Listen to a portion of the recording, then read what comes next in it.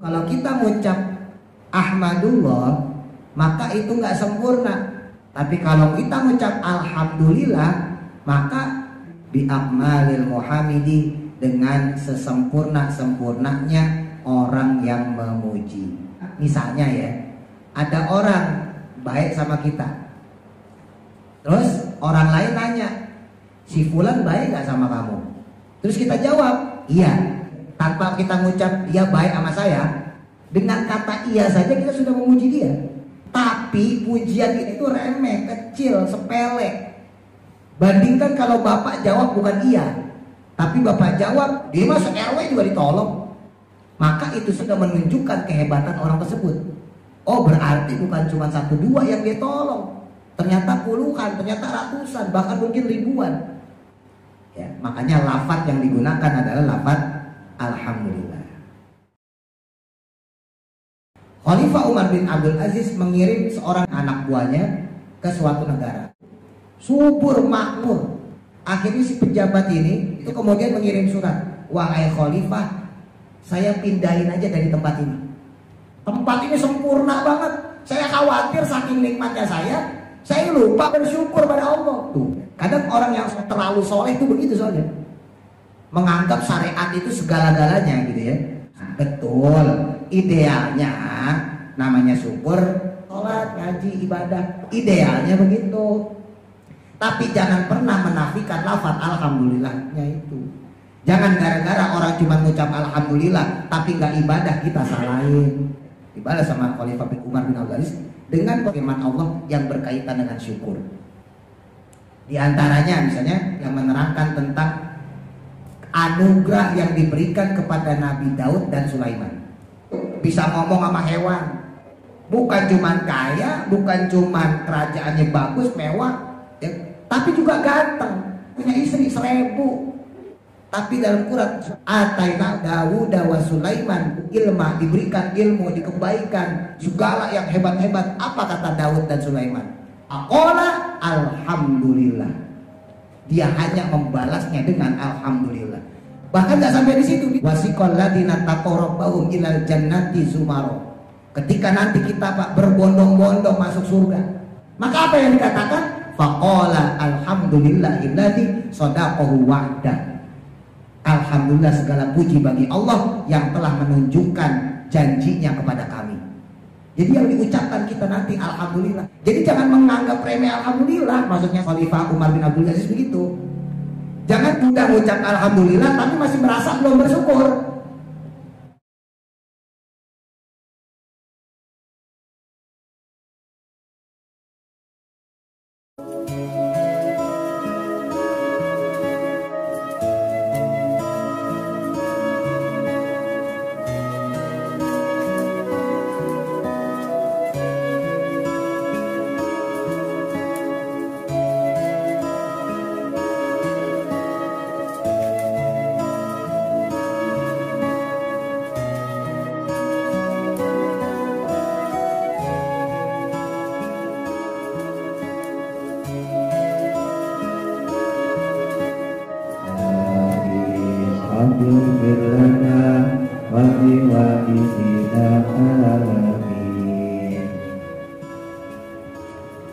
Bismillahirrahmanirrahim. Qala musannifu rahimahullahu ta'ala wa nafa'ana bihi wa bi barakati ulumihi fi daraini amin.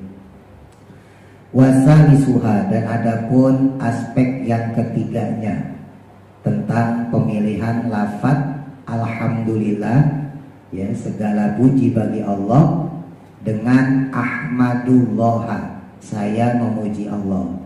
Kenapa kok pilihannya alhamdulillah? Ya, segala puji bagi Allah, bukan ahmadullah, saya memuji Allah. Anahu, bahwasanya sesungguhnya, lau qala, jika berkata seseorang ahmadullah dengan lafaz ahmadullah, lakana, maka niscaya adanya dia itu qad hamidah, telah memuji. Lakin tetapinya la hamdan, tidaklah dengan pujian, yaliku yang mana sesuai, bihi dengannya, Wa amma idza qala, adapun jika dia itu mengatakan alhamdulillahi dengan lafaz alhamdulillah, faka'annahu, maka seakan-akan dia itu qala berkata man ana, siapakah saya, hatta ahmaduhu, sehingga saya memujinya.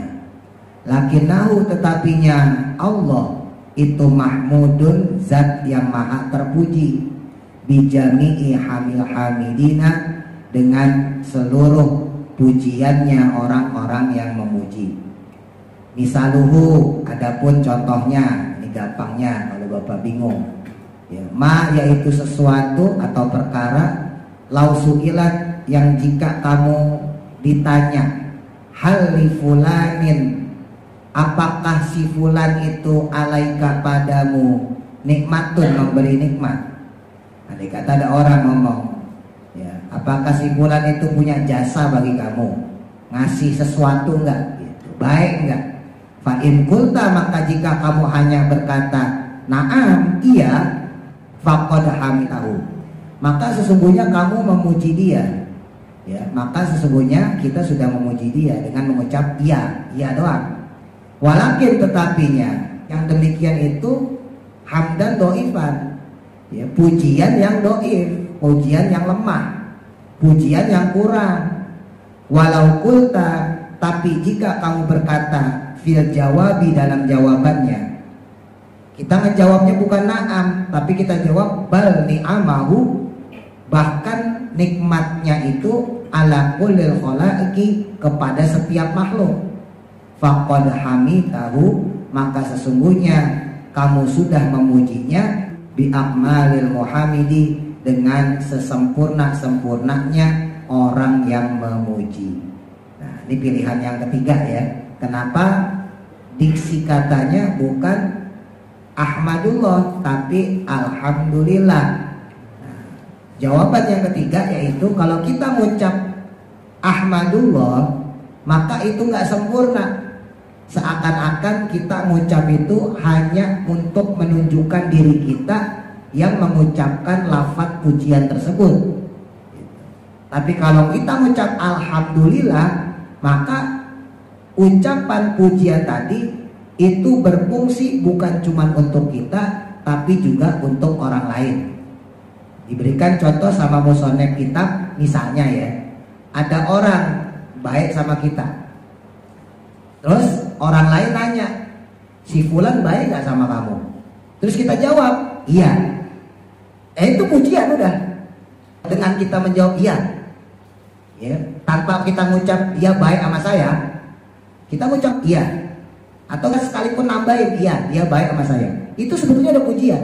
Bahkan tanpa mengucapkan dia memang baik kepada saya pun itu sudah pujian, dengan mengucapkan kata iya ya. Kecuali kalau kita ngomong enggak, si fulan baik sama kamu, kita bilang enggak, nah berarti emang gak baik, berarti bukan pujian. Tapi ketika kita ditanya, si fulan baik gak sama kamu, terus kita jawab iya, dengan kata iya saja kita sudah memuji dia. Paham ya? Tapi pujian itu cuman kecil, remeh. Kata iya tadi memang sudah pujian, tapi pujian itu remeh, kecil, sepele. Bandingkan kalau bapak jawab bukan iya, tapi bapak jawab jangankan sama saya, se-RW dia baik. Maka kata tadi itu menunjukkan bahwa ketidakterbatasan orang tersebut dalam hal kebaikannya. Saya ulang ya, ini bahasa tauhid emang agak rumit Pak. Kalau orang-orang kurang cerdas susah. Ya. Jadi kalau kita mengucap ya, iya doang nih, iya, ya udah pujian. Sama kayak kita ucap ahmadullah, saya muji Allah, ya pujian, tapi nggak sempurna. Ya. Beda halnya ketika orang itu bertanya kepada kita, apakah orang itu baik sama kamu? Apakah si fulan itu dermawan? Apakah si fulan itu pemurah? Apakah si fulan itu orangnya gampang nolong, ringan tangan dan sebagainya? Lalu kita ngomong, wah jangankan nama saya. Kita tak ngomong iya ya, kita ngomongnya jangankan nama saya. Satu RW ditolong sama dia. Jangankan nama saya, satu RW itu orang baik. Jangankan sama saya, Satu RW tahu dia dermawan. Jangankan sama saya, satu RW dia tahu tuh orang itu pemurah, baik hati dan seterusnya. Walaupun kita nggak mengatakan iya, ya kita langsung tuh jok gitu ya, bahwa kebaikan dia itu meliputi bukan cuma diri kita doang, tapi kepada orang lain.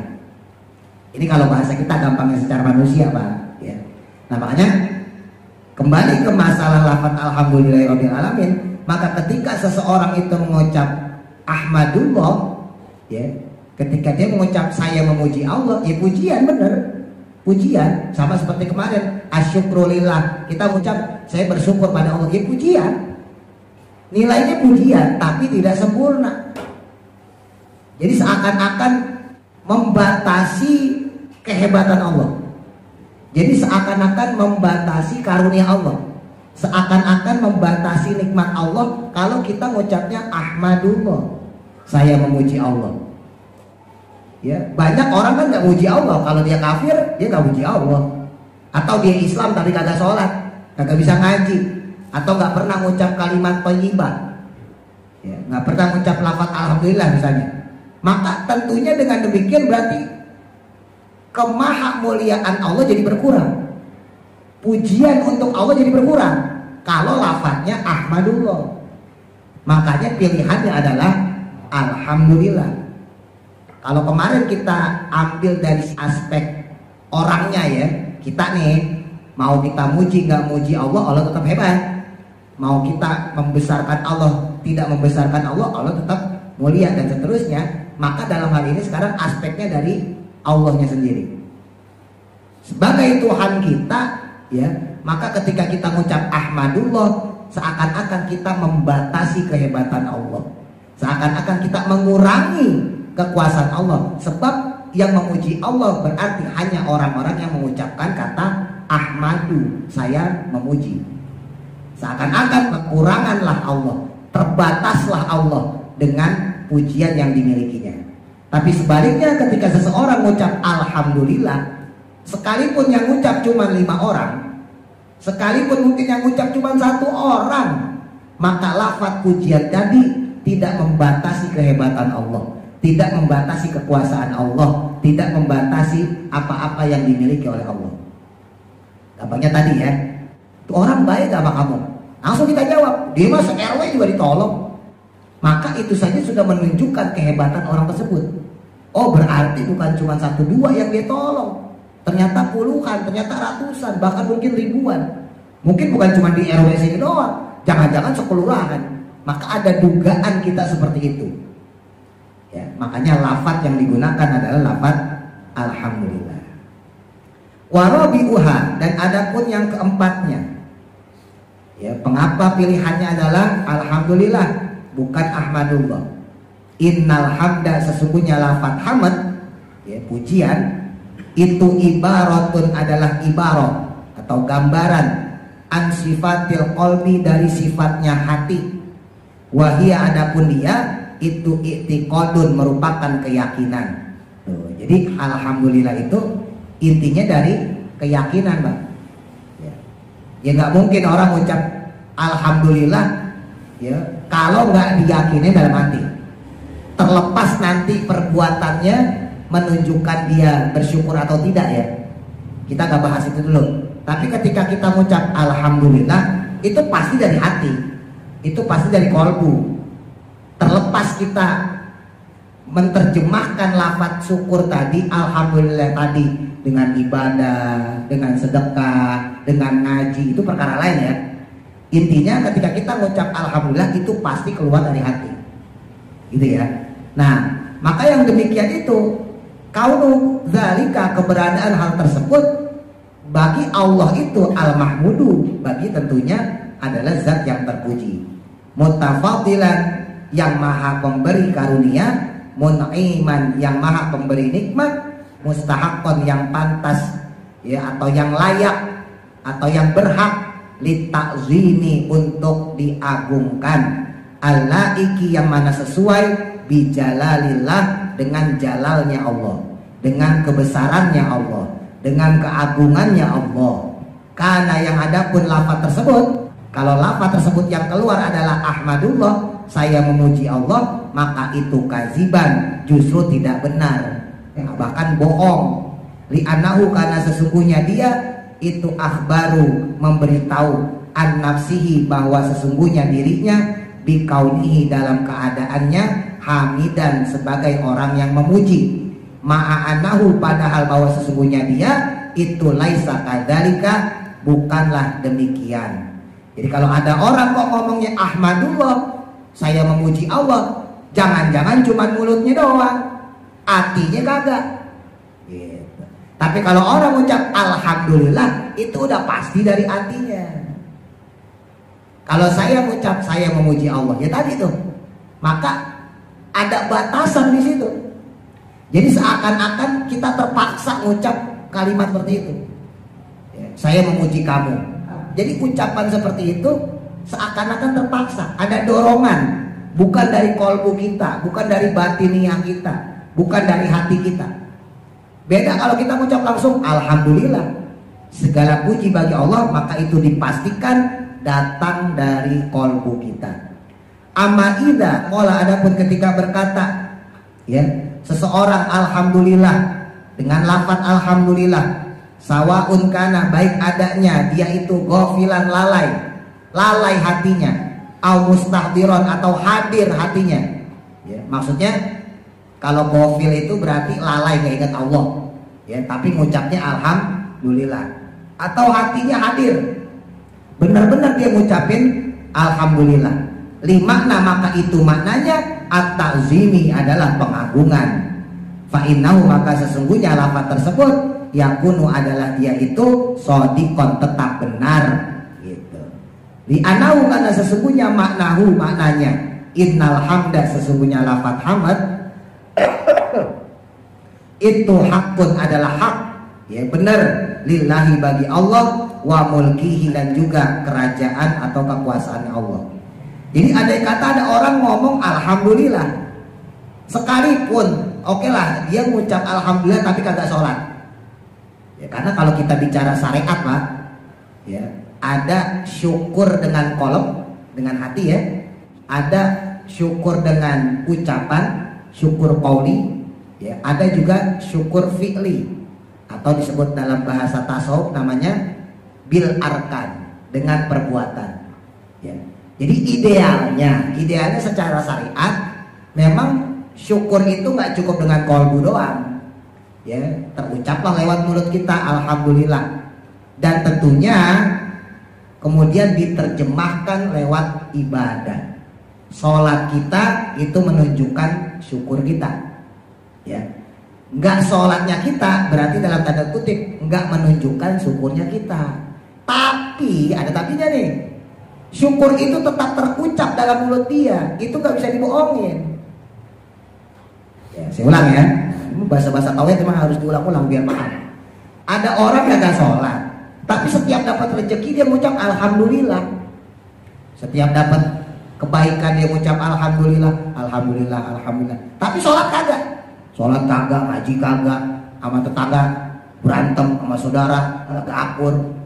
Tapi ketika dia dapat karunia Allah, ketika dia diselamatkan dari musibah, maka ucapan yang keluar adalah alhamdulillah. Ini nggak bisa dibatasi Pak ya. Berarti memang itu dari kolbu dia, walaupun ghafil, walaupun lalai, dia nggak menjalankan sholat, dia nggak ngaji ya. Kadang orang yang terlalu soleh itu begitu soalnya, menganggap syariat itu segala-galanya gitu ya, sehingga harus diwujudkan lewat syariat. Kemudian dia menafikan hakikat daripada syukur itu sendiri ya. Gampangnya beginilah ya, ada orang nggak sholat, nggak ngaji, nggak sedekah ya, pokoknya nggak baik lah ya. Tapi setiap dia dapat kebaikan, setiap dia dihindari dari musibah, dia mengucap alhamdulillah. Terus kita ngomong, alhamdulillah doang sholat maaf nih, salah ngomong kayak gitu. Wah, alhamdulillah doang ngaji, wah alhamdulillah doang sedekah dong. Nggak boleh ngomong kayak gitu, karena alhamdulillah itu keluar dari kolbu dia, terlepas bil arkannya, terlepas penterjemahan dari dia itu ibadah atau tidak ya, itu udah urusan kedua, bukan urusan pertama. Urusan pertamanya adalah ketika kolbunya mendorong dia untuk mengucap alhamdulillah. Lah ini yang membedakan kalau dia mengucap saya memuji Allah. Kalau orang mengucap saya memuji Allah, maka kemungkinannya dua. Bisa benar, bisa salah. Bisa benar, ya karena memang dia dapat nikmat atau dihindarkan dari musibah.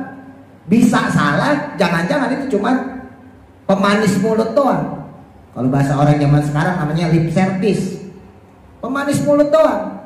Ya saya memuji Allah.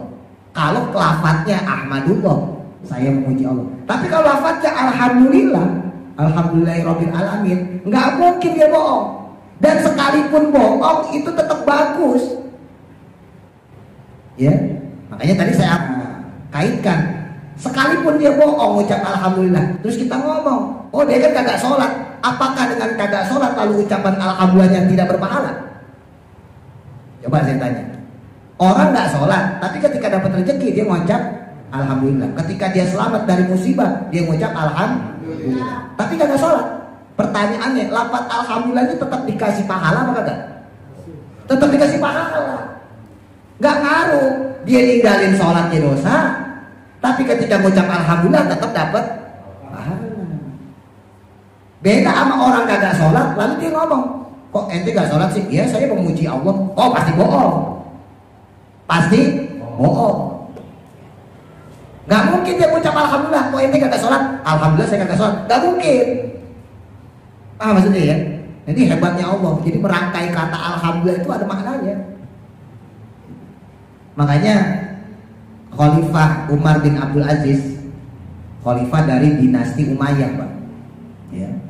Bukan Khulafaur Rasyidin ya. Kalau Khulafaur Rasyidin kan Abu Bakar, Umar, Utsman, Ali, ya. Dalam riwayat lain Hasan tapi gak lama. Sayyidina Hasan, cucu Nabi itu cuma 2 bulan menjabat. Ya. Ada khalifah yang namanya Khalifah Umar bin Abdul Aziz. Solehnya minta ampun. Itu kalangan tabiin ya. Jadi tabiin itu orang-orang yang sempat menemui sahabat Nabi. Kalau sahabat Nabi berarti orang-orang yang sempat menemui Nabi di atasnya ya. Ingat-ingat nih harus paham nih periode-periode kayak gitu. Nah ini balik lagi saya mau cerita yang Umar bin Abdul Aziz. Umar bin Abdul Aziz Pak, waktu mudanya itu karena wajahnya ganteng, tampan ya, itu perempuan banyak yang suka sama dia. Ya, tapi seiring berjalannya waktu ya beliau juga berguru, ya ngaji dan sebagainya. Nah maka ketika beliau ditunjuk sebagai khalifah, menjabat beliau sebagai kepala negara, berubah drastis Pak. Beliau ini punya prinsip apa yang saya mau harus keturutan. Dalam tanda kutip waktu masih mudanya playboy. Disebutin dalam Qissatul Aulia itu waktu masih mudanya playboy Pak.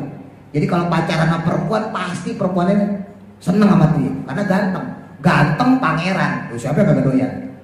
Ya. Mungkin kalau jelek keriting, miskin mungkin orang mikir ya.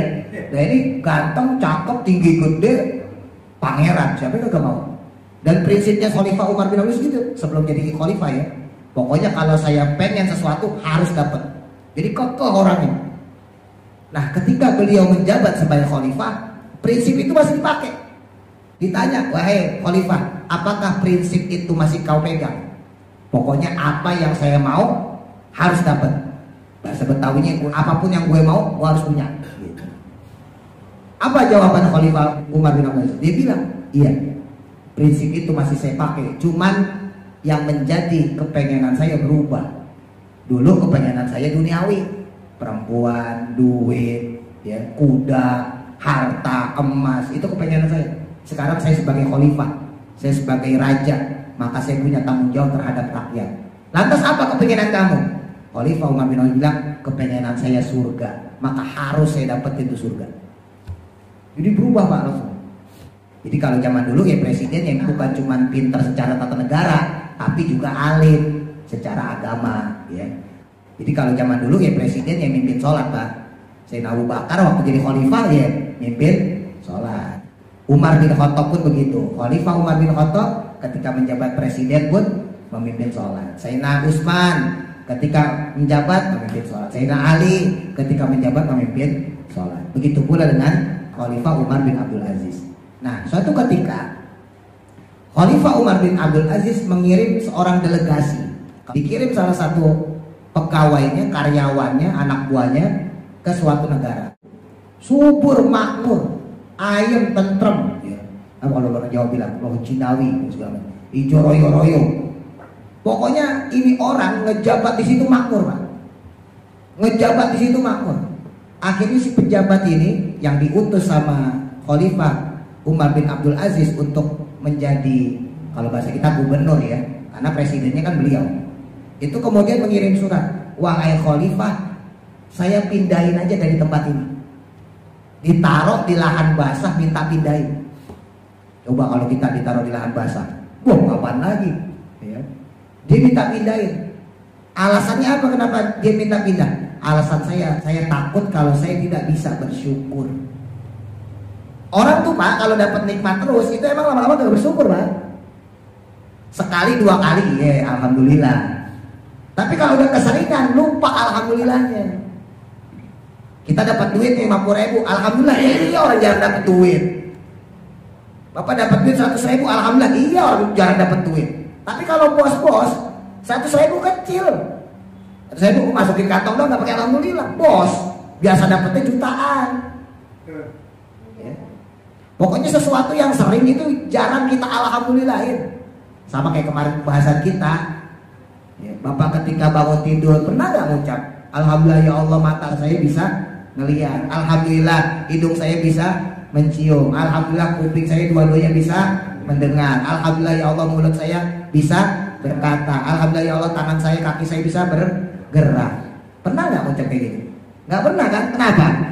Karena tiap hari saking seringnya. Khalifah pindahin saya aja, jangan di tempat ini wah ini perfect banget, tempat ini sempurna banget. Saya khawatir saking nikmatnya saya lupa bersyukur pada Allah. Tuh hebat banget. Ditaruh di lahan basah malah takut. Beda sama pejabat sekarang ya. Ditaruh di lahan kering aja masih nyari-nyari yang basah ya. Kadang orang yang terlalu soleh itu begitu soalnya, menganggap syariat itu segala-galanya gitu ya, sehingga harus diwujudkan lewat syariat. Kemudian dia menafikan hakikat daripada syukur itu sendiri. Apa jawaban Khalifah Umar bin Abdul Aziz? Ini hebatnya jawaban Khalifah, karena beliau cerdas ya, cerdas, alim, soleh. Dikirimlah surat, balas ya, dibalas sama Khalifah bin Umar bin Abdul Aziz dengan beberapa ayat atau firman Allah yang berkaitan dengan syukur.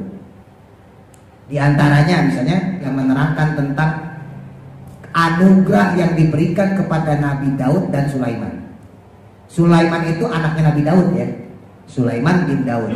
Awalnya itu kalau di Baitul saya cerita tuh, Raja Goliat melawan tentara Tolut ya, maka dimenangkan oleh Tolut. Nah Tolut saat itu berperang dengan Raja Goliat atau Jalut ya, dalam bahasa Quran Jalut.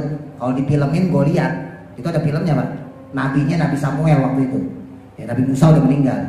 Nah ketika mengalahkan Goliat tadi ya, maka kemudian kerajaan dipimpin oleh Nabi Daud. Nabi Daud kemudian memberikan warisan kerajaannya kepada Nabi Sulaiman. Kita seawam-awamnya orang tahu Pak siapa Nabi Sulaiman? Nabi yang kerajaannya, istananya aja emas semua, lantainya, temboknya emas, kandang kuda, pagernya emas, kandang kuda. Tuh hebatnya Nabi Sulaiman. Gak sampai di situ, bisa ngomong sama hewan, iya nggak? Semut, belalang, binatang lain bisa ngomong. Burung hut-hut yang terkenal tuh, ya sampai kemudian dikisahkan Ratu Bilqis. Gak sampai di situ, bukan cuman kaya, bukan cuman kerajaannya bagus, mewah, ya, tapi juga ganteng. Saking gantengnya dalam sebuah riwayat, Nabi Sulaiman punya istri 1.000. Dulu belum dibatasin, ya, sekarang dibatasin Pak. Bini 1.000 Pak. Itu kalau dihitung-hitung 1.000 berarti lah 3 tahun baru ketemu itu. 3 tahun baru ketemu, 1 tahun kan 360. Berarti 3 tahun baru dapat 1, baru ngerasain 3 tahun. Nah kita bini 1 aja takut, berarti 1.000. Bayangin tuh, kurang apa coba Nabi Sulaiman, apalagi bapaknya Nabi Daud.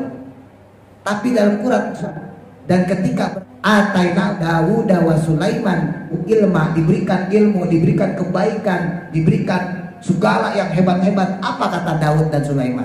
Aqala alhamdulillah. Dia hanya membalasnya dengan alhamdulillah. Jadi jangan menganggap remeh alhamdulillah. Maksudnya Khalifah Umar bin Abdul Aziz begitu. Jangan kamu udah ngucap alhamdulillah tapi masih merasa belum bersyukur. Nabi Daud, Nabi Sulaiman gimana hebatnya Allah memberikan karunia kepada dia. Itu pun faqala alhamdulillah. Beliau berdua mengucap alhamdulillah. Bahkan gak sampai di situ, ditulis sama Umar bin Abdul Aziz. Ingat ketika nanti orang masuk ke dalam surga, dalam surat Al-Zumar ya, ayat 71 disebutin ya. Wasiqal ladina taqarrabahum ilal jannati zumaro. Ketika nanti kita Pak berbondong-bondong masuk surga, masuk kita ke dalam surga, maka apa yang dikatakan? Faqala alhamdulillahilladzi shadaqahu wa'dah. Alhamdulillah segala puji bagi Allah yang telah menunjukkan janjinya kepada kami. Jadi yang diucapkan kita nanti alhamdulillah, nggak pakai ibadah. Makanya ketika orang nanti masuk surga, seperti yang kita baca ketika doa tuh, dakwahum fiha subhanaka wa tahiyyatuhum fiha salam. Mereka masuk ke dalam surga, wa akhiru dakwahum anilhamdulillah. Dan mereka mengakhiri doanya dengan mengucapkan alhamdulillahirabbil alamin. Jadi bukan mengakhiri doanya dengan sujud, bukan. Bukan mengakhiri doanya dengan istighfar, bukan. Bukan mengakhiri doanya dengan baca Quran, bukan. Wa akhir da'wahum alhamdulillahirabbil alamin. Mengakhiri doanya ketika masuk surga dengan ucapan alhamdulillahirabbil. Makanya Khalifah Umar bin Abdul Aziz memperingatkan nih pejabatnya, hati-hati. Jangan sepelein ucapan alhamdulillah. Seakan-akan kamu menjadi orang yang tidak bersyukur. Itulah sehebat-hebatnya syukur, kata Umar bin Abdul Aziz. Makanya betul, idealnya namanya syukur ya tentunya diwujudin lewat sholat gitu Pak. Ya, syukur kita karena Allah ngasih kita badan sehat, dijauhkan dari penyakit, ya udah deh sholat, ngaji, ibadah. Idealnya begitu. Tapi jangan pernah menafikan lafaz alhamdulillahnya itu. Jangan gara-gara orang cuma ngucap alhamdulillah tapi nggak ibadah kita salahin. Oh, alhamdulillah doang sholat kagak, nggak boleh. Alhamdulillah doang kagak pernah sedekah, rezeki banyak alhamdulillah, alhamdulillah. Sedekah kagak, infak kagak, nggak boleh. Alhamdulillah itu udah hebat. Itu sudah punya nilai di sisi Allah Subhanahu wa Ta'ala. Saya tambahin dikit ya. Wahadar makna, dan adapun makna ini itu hasilun, ya benar, sawaun kana, baik adanya al abdu si hamba tadi mustaqilan dalam keadaan lalai. Jadi makna alhamdulillah tetap benar walaupun dia lalai sama Allah. Bimakna ta'zim, dengan makna ta'zim, dengan makna pengagungan kepada Allah. Fa innahu, maka sesungguhnya yang demikian itu yakunu adanya itu shadiqon, benar, li anna maknahu, karena sesungguhnya maknanya annal hamda, sesungguhnya lafaz hamd itu hakun, adalah hak ya lillahi, bagi Allah, wa mulkihi, dan juga kekuasaan Allah. Wa hadzal makna, dan adapun makna ini itu hasilun, hasil ya cukup, sawaun kana, baik adanya al abdu, hambanya itu mustaqilan, ia lupa atau tidak ingat kepada Allah, bimakna ta'zim, dengan makna ta'zim, wal ajlali, dan juga keagungannya Allah. Aulam yakun, atau tidak seperti itu, fasabata, maka dengan demikian ya tetaplah anna qaulahu, bahwa sesungguhnya qaulnya Allah, firmannya Allah, alhamdulillah, lafaz alhamdulillah itu aula, lebih utama, min qaulihi, daripada ucapannya orang ahmadullah, dengan lafaz ahmadullah. Wa naziruhu, nah ini perbandingannya, qauluna, ucapan kita la ilaha illallah, tidak ada Tuhan selain Allah. Fa innahu, maka sesungguhnya lafaz tersebut itu la yadkhuluhu, ya tidak masuk padanya at-takzib, ya kebohongan atau kedustaan, bi khilafin qaulina, berbeda halnya dengan lafaz kita asyhadu alla ilaha illallah. Bi anahu, karena sesungguhnya qad yakunu, terkadang adanya lafaz tersebut itu kaziban, ya terdapat kedustaan. Itu kan kalau kita mengucap la ilaha illallah Pak, artiin secara bahasa Indonesia tidak ada Tuhan selain Allah. Itu nggak peduli loh orang mau bohong apa enggak. Tapi ketika kita mengucap asyhadu, saya bersaksi tidak ada Tuhan selain Allah, itu kemungkinannya dua. Bisa jadi itu orang benar-benar bersaksi, bersahadat, bisa jadi dia memang tidak bersaksi, tidak bersahadat. Kan banyak, mohon maaf ya, kejadian orang masuk Islam ya di momen pernikahan, momen perkawinan ya, masuk Islam dia, cuman untuk ngedapetin momen itu doang. Artis-artis tuh banyak ya. Nah, yang kan artis ya orang kita aja banyak, orang biasa, orang awam ya. Karena perempuannya muslim atau laki-lakinya muslim misalnya gitu ya, pacarnya muslim pengen dikawinin, sementara keluarganya mengasih syarat harus masuk Islam. Akhirnya sahadat ya, wa asyhadu alla ilaha illallah. Itu kalau diterjemahkan, saya mengaku, saya bersaksi bahwa tidak ada Tuhan selain Allah. Padahal ucapannya bohong, akal-akalan dia supaya dapetin pacarnya, supaya bisa dikawinin. Dia ngucap asyhadu alla ilaha illallah, tapi beda dengan ucapan la ilaha illallah doang. Kalau kita ngucap la ilaha illallah, maka nggak ada dusta di situ. Coba, Bapak ngucap la ilaha illallah pasti Islam. Karena orang kafir, orang munafik nggak mungkin ngucap la ilaha illallah, tidak ada Tuhan selain Allah.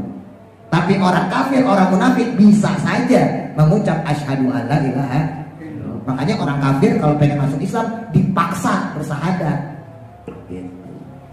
Ya, terakhir fi qoulihi, dalam ucapannya asyhadu, lafaz asyhadu, walihada, oleh karena hal inilah qala ta'ala, maka berfirman Allah Ta'ala fi takzibil munafikina, dalam pendustaannya orang-orang munafik, wallahu yashhadu annal munafikina lakadibun ya.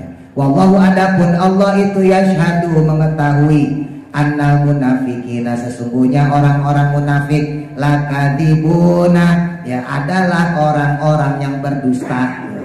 Walihada sirri ya, dan hal inilah sirnya ya, rahasianya hubungan ini, amrun ya, masalah fil adani, dalam azan tuh sama. Akhirnya dipakai di azan tuh asyhadu alla ilaha illallah, biqaulihi, dengan lafaz asyhadu alla ilaha illallah ya. Kalau kita azan Allahu akbar, Allahu akbar, dua kali itu Allahu akbar, Allahu akbar. Lafaz kedua asyhadu alla ilaha illallah gitu kan ya. Bahkan dipakai juga di qomat. Tapi summa waqa'a, kemudian terdapatlah atau terjadilah al-khatmu, yaitu pada akhir lafaz azan atau lafaz qomat, ala qaulihi la ilaha illallah, justru dengan ucapan la ilaha illallah. Azan memang pakai asyhadu alla pertamanya, asyhadu an la ilaha illallah, asyhadu an la ilaha illallah. Itu kan bisa dalam tanda kutip ya tadi ya. Itu orang bisa bohong yang azan itu. Itu orang yang mendengarkan azan itu bisa bohong, bisa berdusta. Tapi diakhiri dengan lafaz terakhir, la ilaha illallah, Allahu akbar, Allahu akbar. Terakhirnya la ilaha illallah, tidak pakai asyhadu. Jadi seakan-akan seperti itu. Kalau ada lafaz asyhadunya, takutnya malah bohong, takutnya pura-pura, takutnya munafik. Makanya orang mendengar azan, datang ke musola, datang ke masjid, atau langsung sholat di rumah, menunjukkan kehebatan keislamannya. Sebaliknya ketika dia cuma mengucap atau mendengar asyhadu alanya doang, bisa dua kemungkinan. Bisa beneran dia muslim, tapi juga kemungkinan dia munafik. Nauzubillah. Al-faidatu salisah, adapun faedah yang ketiga, insyaallah pertemuan berikutnya. Wallahu a'lam, mudah-mudahan manfaat. Al-Fatihah. A'udzu billahi minasy syaithanir rajim. Bismillahirrahmanirrahim. Alhamdulillahi rabbil alamin. Ar-rahmanir rahim.